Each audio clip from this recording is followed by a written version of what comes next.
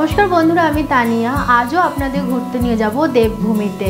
আপনারা কি জানেন, হিমাচল প্রদেশ শীর্ষ পর্বত আরোহণের জন্য একদম অন্যতম স্থান এবং এখানে প্যারাগ্লাইডিং, স্কি, বিভিন্ন রকমের ক্যাটাগরিজ অ্যাক্টিভিটি আপনারা কিন্তু করতে পারেন। এবং যারা কম অচেনা জায়গা কিছু খুঁজছেন তারা কিন্তু অবশ্যই হিমাচল প্রদেশ ভ্রমণ করতে ভুলবেন না।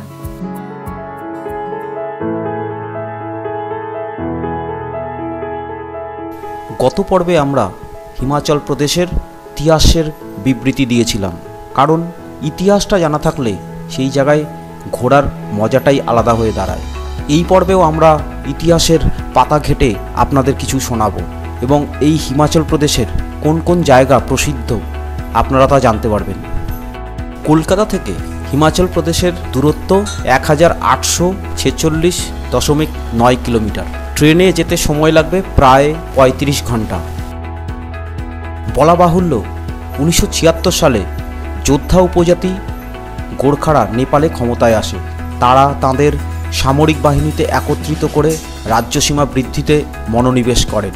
ধীরে ধীরে গোর্খারা সিরমৌর ও সিমলা দখল করে নেয়। অমর সিংহ থাপার নেতৃত্বে গোর্খারা কাংড়া আক্রমণ করে।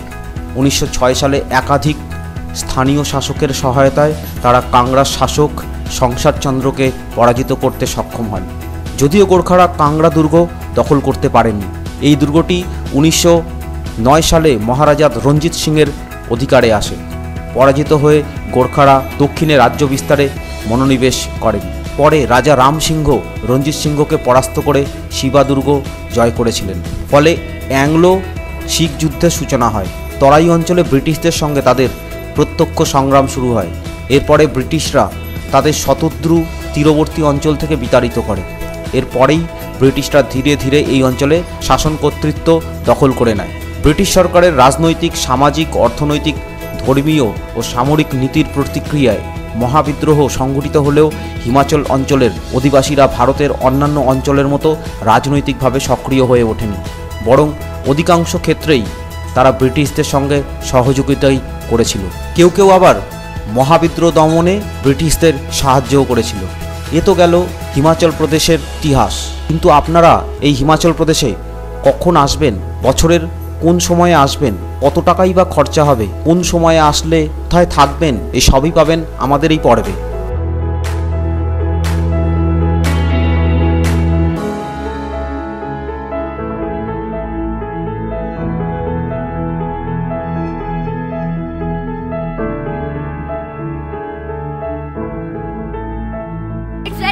अरे एक्सेलेंट, जन्नत है जन्नत।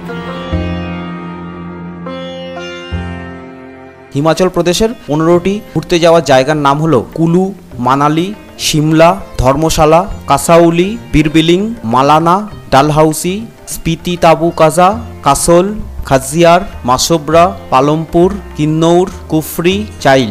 এদের মধ্যে উল্লেখযোগ্য জায়গা কুলু, মানালি।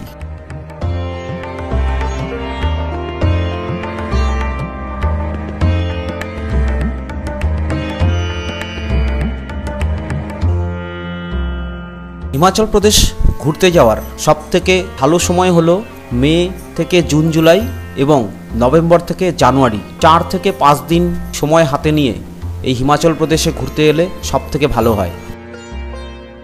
কি অপার সৌন্দর্য, মানে এখানে না এলে বোঝা যায় না। তো বরফ আর বরফ, আমরা মাঝখানে মনে হচ্ছে পুরো হারিয়ে গেছি। এই দৃশ্য বর্ণনাতীত, একে বর্ণনা করতে গেলে এখানে আসতেই হবে। পেছনে যা দেখছি, সামনে যা দেখছি, চারিদিকে শুধু বরফ আর বরফ। অসাধারণ।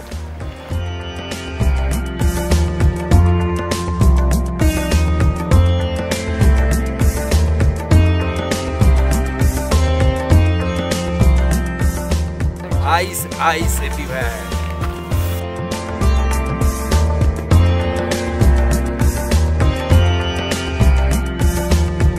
Trekking, camping, angling, river rafting এবং স্কি, এই সমস্ত যদি আপনি করতে চান, সোলাং, রোটাং, মানিকারাং, মানালা, ক্ষীরগঙ্গা, এই সমস্ত জায়গায় আপনারা অনায়াসে করতে পারবেন।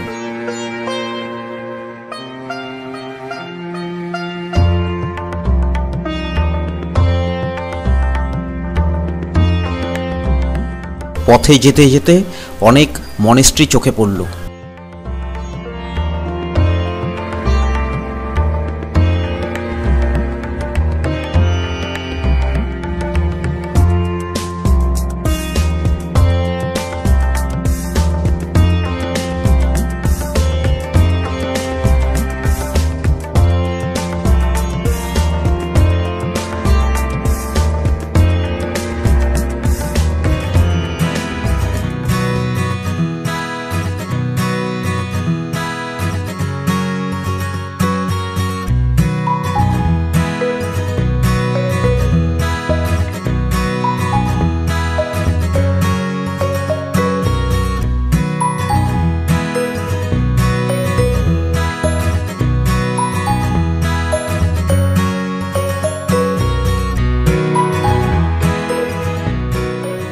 এখন আমরা শিমলা ছেড়ে মানালির পথে যেতে যেতে বরফে আবৃত পাহাড়ের মনোরম দৃশ্য আপনার মনকে কাড়বেই কাড়বে।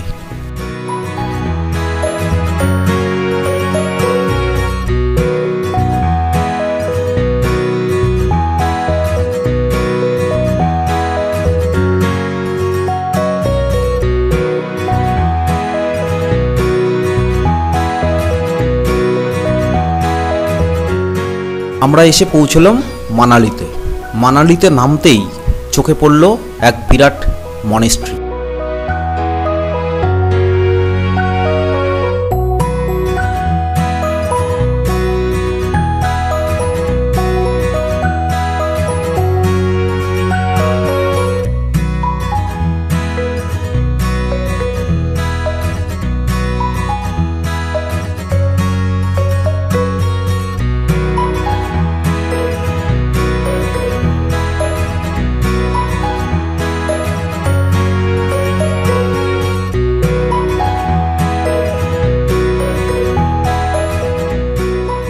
এটা কিন্তু কোনো সাধারণ চাকা নয়, কথায় আছে এই চাকা যত ঘোরাবেন ততই পুণ্য লাভ হবে।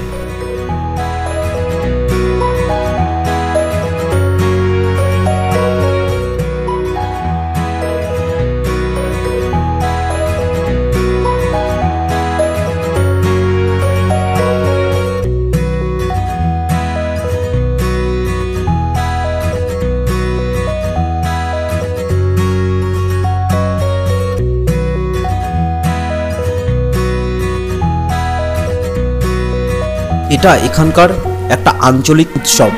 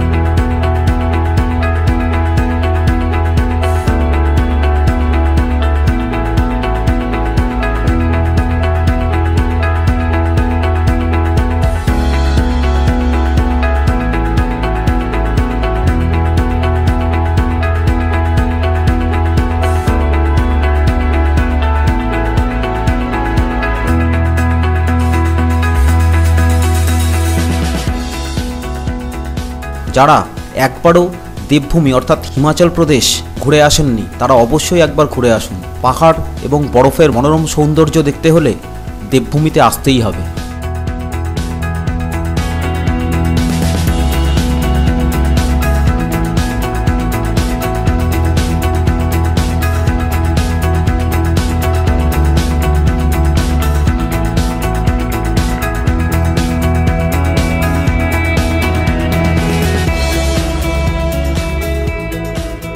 এক্সাইটেড লাগছে, তাই না? যারা এখনও পর্যন্ত হিমাচল প্রদেশে ভ্রমণ করতে যাননি তারা কিন্তু একবার হলেও ওখানে ঘুরে আসুন। এখানে সাইট সিনও যেমন সুন্দর, সেরকম মনস্ট্রিতেও খুব সুন্দর। যেটা পছন্দ সেখানেই সময় কাটান। এবং আরও ভালো ভালো ভিডিও পেতে এবং ভালো ভালো তথ্য জানতে আমাদের চ্যানেলটাকে অবশ্যই সাবস্ক্রাইব করুন।